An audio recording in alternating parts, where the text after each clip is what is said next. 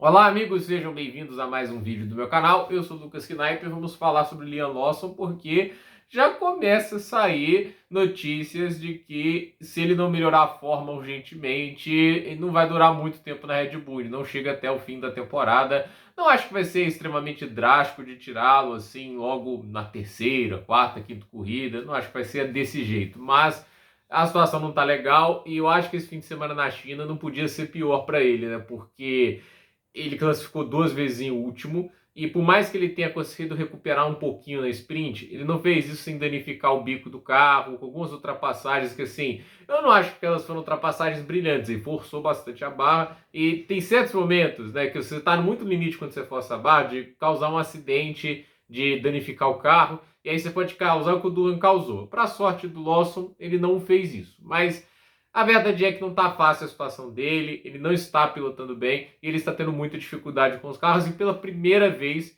ele falou que o approach agressivo do carro da Red Bull não está sendo da maneira que ele gosta, né? Tipo assim, porque a gente vê os pilotos, assim, eles têm um estilo meio que tradicional de guiar, né? Tipo, a maior parte dos pilotos gostam de atacar a entrada da curva, sacrificando um pouco a saída, que não é muito o estilo do Max Verstappen. O Verstappen gosta de um carro que ataca a saída da curva, né? Por que o carro é traseiro? Porque quando o carro vai ficando traseiro, eu já fiz essa explicação, né? Ele aponta mais para a curva e carrega mais velocidade na saída dela. Então, o Verstappen gosta disso, não é todo piloto que gosta desse tipo de approach. E a gente olhando ali o Lawson guiando, né? Eu me lembro de ver o Pérez guiando esse carro na pole que ele fez em Jeddah em 2023, né? Que ele só fez a pole porque o Verstappen quebrou no Q2, né? Mas quem fez a pole, aí eu tava pensando, né? Tipo assim, a maneira que ele tava guiando o carro, né? Tipo assim, super corrigindo todas as curvas. Tem uma curva que o cara faz com o carro na mão, né? Aí eu ficava pensando, caraca, né? Tipo, o cara tá guiando desse jeito, né? Não parece não. Você vê ele guiando na Racing Point, né? Que foi aquele carro lá aqui em 2020.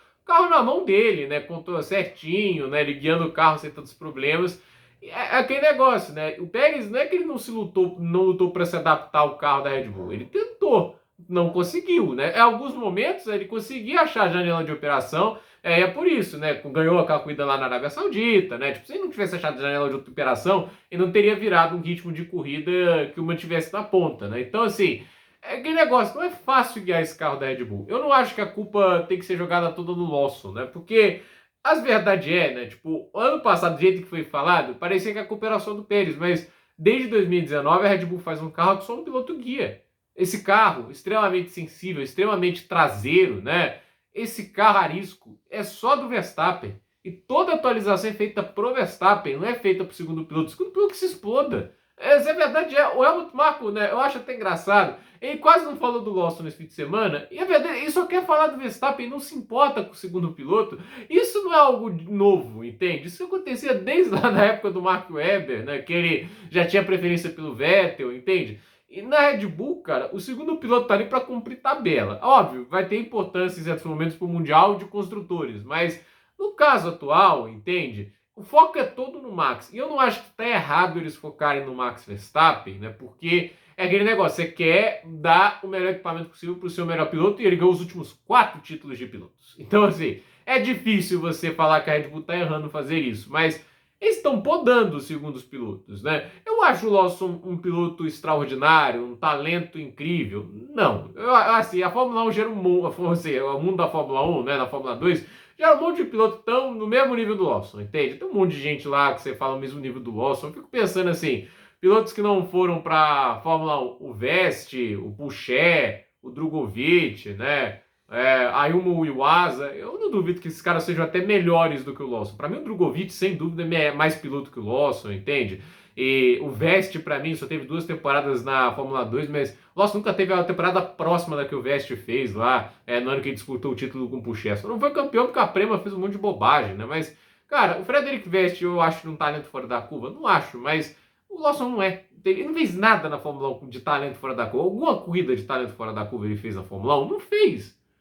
Assim, o Pérez já fez as corridas dele lá na Sauber, né? Tipo, que ele consegue o segundo lugar lá na Itália, saindo de 11º, né? A corrida foi tão boa que o Nick Lauda tirou o chapéu pra ele lá no pódio, né? Foi o Nick Lauda fazer a entrevista do pódio daquela corrida, né? Tipo, o Pérez já teve lá o argumento para falar, esse cara um dia merece estar na equipe de ponta. A Red Bull traz um cara da academia que, a meu ver, não está pronto para isso. Eu acho que eles deviam ter trazido um veterano, né? Eu acho que se o Pérez conseguir em algum momento trazer mais desempenho do que o Gasly e o Albon, é porque ele era um veterano, que já tinha lidado com problemas parecidos antes, usou a experiência dele. Talvez só por isso ele tenha sobrevivido mais tempo. Então, acho que eles deviam ter dado na mão do Hülkenberg, de um cara rápido, entende? Porque ficar colocando um jovem piloto que não fez nada na categoria até agora e achar que o cara vai desempenhar bem nessa condição, de tratar assim, só o piloto, né? E eu tenho certeza que a Red Bull sabia que não era só o piloto.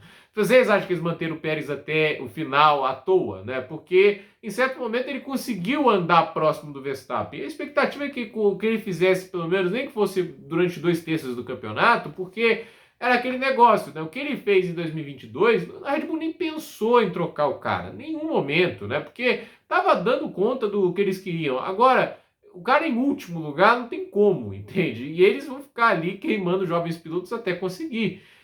Eu acho assim, se alguém tinha que subir, era o Tsunoda. Mas eu vou falar uma coisa aqui, eu se fosse o Tsunoda não subia de jeito nenhum, porque eu acho que ele tá numa condição legal ali na Racing Bulls, o carro parece bom, fez boas corridas até agora. Eu acho que o Tsunoda, se ele continua na Racing Bulls andando bem, ele consegue ter mais certeza de ficar na Fórmula 1 do que ir para a Red Bull, porque, é o carro mais rápido? De fato o carro da Red Bull é mais rápido, mas se ele é muito mais difícil de guiar, se a janela de operação é muito pequena, fica complicado, entende? Você vai estar muitas vezes correndo o risco de estar do jeito que o Lawson tá. Tá demais estar na última posição? Tá. Eu acho assim, dá mais porque a Red Bull nesses últimos anos, pelo menos no início do campeonato, o cara era para acompanhar um pouquinho mais, né? Tipo, se o Pérez ele pode jogar a favor dele, é isso, né? Porque ano passado, que foi o ano que demitiu ele, as 5 primeiras corridas foram 4 pódios. A classificação da GP da China no passado ele ficou 3 décimos do Max. Não garantiria o segundo lugar que ele fez ano passado, porque a Red Bull estava numa condição melhor. Mas aí ficou próximo do Max. Bem mais do que o Lawson ficou. O Lawson ficou mais de um segundo do Max. Então, é aquele negócio, a distância, né, do Lawson tá muito grande. Ele não tá conseguindo guiar esse carro. E eu acho que, assim, não é de se ficar todo chocado, porque ele nunca teve uma experiência tão dura quanto esse carro da Red Bull. E nunca fez nada de especial também para mostrar que ele faria diferença nesse momento, né? E não é um piloto assim que você olhava na base e fala, esse cara é diferenciado, ele vai fazer coisa diferente. Não, é um piloto bom de base. Não tem nada assim de olhar para o lado e falar, especial, incrível, fora da curva. Não. E é isso que está acontecendo. A gente está colocando um piloto que tem talento, é bom, mas que não está pronto para um desafio desse e está encarando um rojão grande, né? Se ele vai conseguir recuperar ou não, só o tempo vai dizer. Mas a verdade é que assim, é uma estreia que já coloca ele em xeque muito rápido.